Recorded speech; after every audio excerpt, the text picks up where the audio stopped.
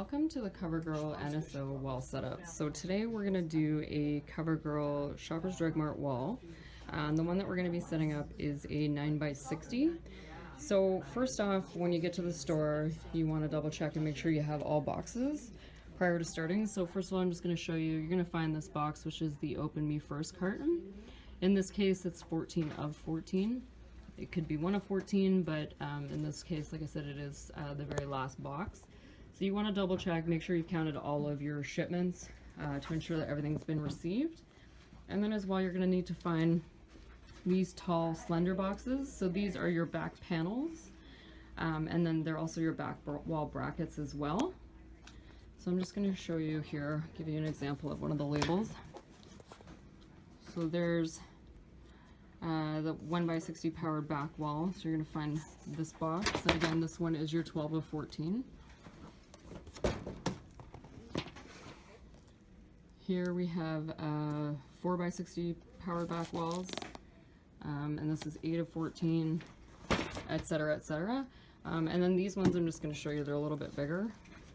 These are your actual LED back walls. So it says right on it, Covergirl 60-inch LED panel. So in this case, we have 2 boxes for a 9x60.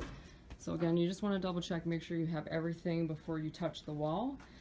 And be sure to reach out if you are missing anything. Do not start the setup without all boxes being accounted for. So we opened up the back wall parts boxes, and inside you'll see here we have the one on the left is for 4 feet, and then the one on the right is for the 1 foot. So these are just the parts and the components that are needed to build the back walls. So we just wanted to kind of show you what was inside the boxes.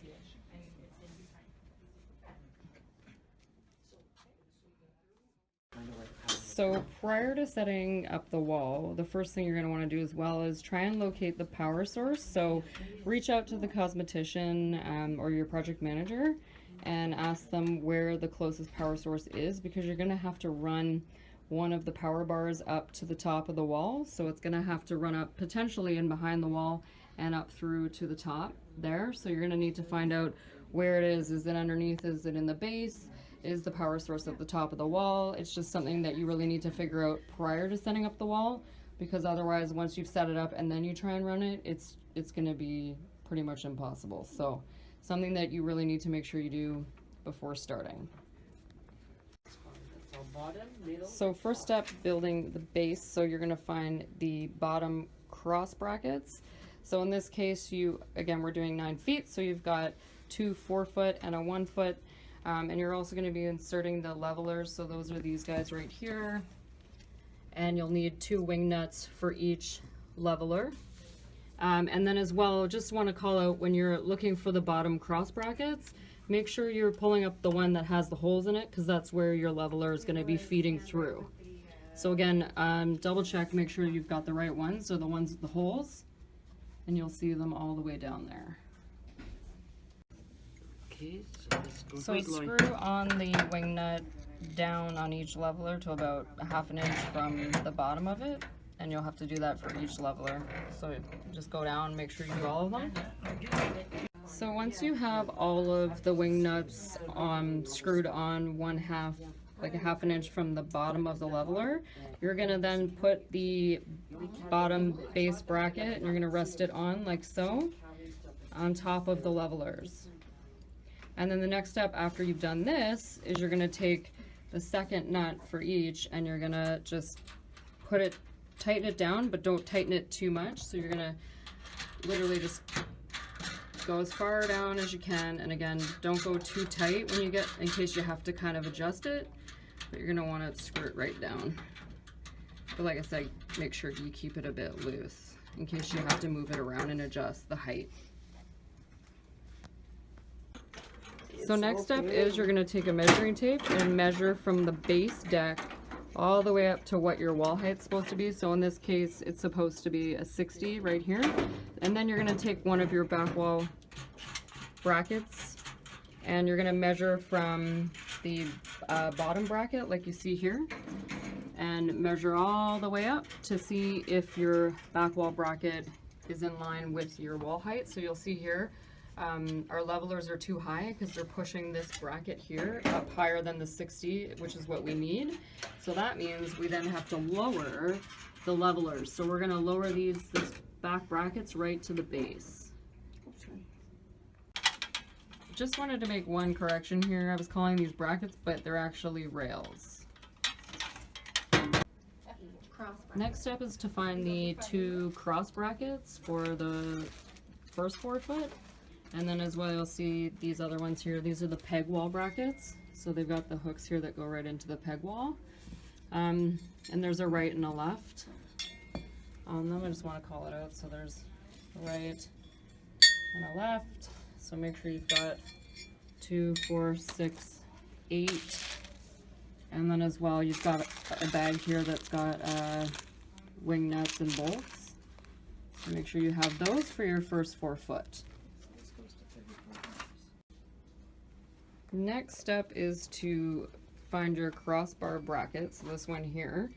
And the goal is to measure, in this case we measured from the top here of the base bracket, and we counted up 32 holes. And then in the 32nd hole, you're going to put in the peg wall bracket. So there is a right and a left. It depends on the wall situation, but the goal is to have your cross bracket align with the hole in the peg wall bracket. So you'll see right here, that needs to line up on both sides in order for it to work. And just want to call out that you'll see this lip here is facing up. So there should be a bit of a, kind of like a little lip here that faces up on the inside. Once you've installed the peg wall brackets and the crossbars, you're going to want to put in the screw with the wing nut on the back like so. One more. Now you're going to install the peg wall brackets at the bottom as well. So you'll see, you just need to find out where the 2 holes align between the bottom crossbar bracket and the peg wall bracket. So just make sure that these align up, and then you can put through the screw with the wing nut on the back. So you're going to do that for the left side and the right side of the first 4 feet. So what we realized when we were trying to put in the rails, we noticed that after we'd installed the second crossbar, because we had it up a bit higher originally, it was somewhere sitting around here, we realized we actually had to drop that secondary crossbar to roughly align with this cutout here, because you need to be able to slide the rail into these, you see these right here? I don't know if you'd call them just, what would you call those? Slots. So they have to be able to slide right in, you'll see right here. So we had to adjust them. We'll provide the details of which holes these crossbar brackets need to go in, just so that you're clear, because it can vary by wall, but we just wanted to kind of circle back and let you know that we had to move them and had to adjust them. So once you've got the 2 at the bottom, you're also going to line up at the top. So you'll see you do the exact same thing. There's a cutout, it's just a little bit above, and you have to be able to slide that in. So again, you're going to go through the same process, put your peg brackets in the wall, make sure your screws are in, and then the next step will be to insert the rails like so. So we're going to walk you through that now. And then we're going to put it in. One tip I want to call out is make sure that when you're installing the rails that the numbers are facing upwards, that you don't have them reversed and that they're upside down. So make sure they're all correct.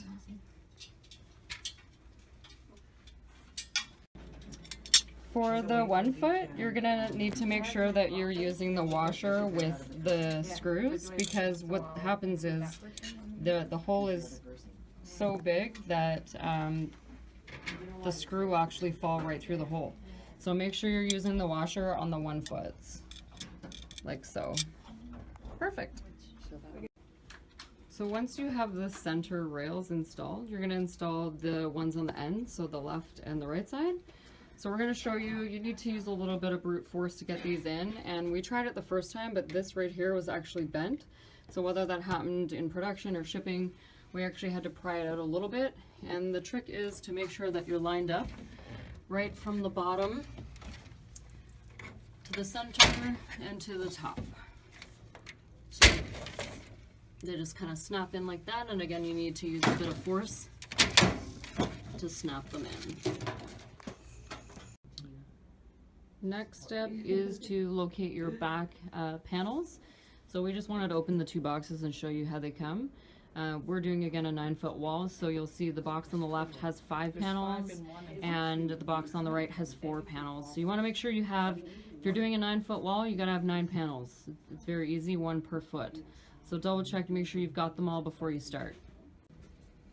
So once you have all of the rails in, the next step is to put in your back panels. So just want to call out, make sure that your wire here is in the left corner, and that it's all white on the front. So first call out.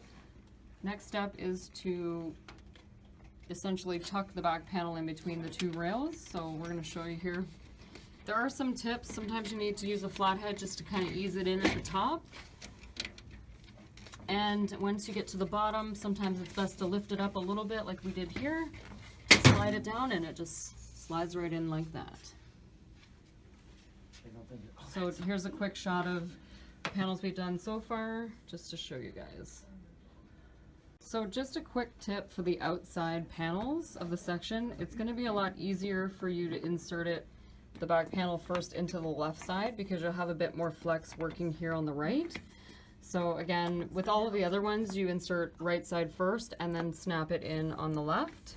But in this case, again, on the outside panel, you've got, the wall here, you don't have a lot of flex space. So you're gonna insert it first here on this side and then push it in on the right side along the rail. So next up, once you've installed all of the back panels and everything looks great and your cords are all hanging forward in the left corner here on each one, you're going to find the daisy chain that looks like this, and the goal is to connect them. So I'm going to just show you here quickly how they connect together, like so. So you're going to move from panel to panel to panel to panel. This is for a 4-foot right here. So then once you've done that, you've daisy chained them all together. The next step is to install the tops, which I'm going to just show you an example here. So these ones snap right on, and then they connect together as well, which we'll show you in another video. So once you'll see here, we're just going to show you, you have the daisy chain, you've connected them all, you're going to push that whole wire behind the wall. Then the next step is to put your top on. So we're going to show you how that works. So you're going to connect the wire to the left, to the right one that you're installing. And then on the inside, I'm just going to show you here, there's little silver, I don't know what you would call those, but clips kind of, I guess, clips. Mm-hmm. So the clips then would sit, you're going to push them right on top of those metal pieces that stick out at the top of the rails, and they should snap down like so on both sides.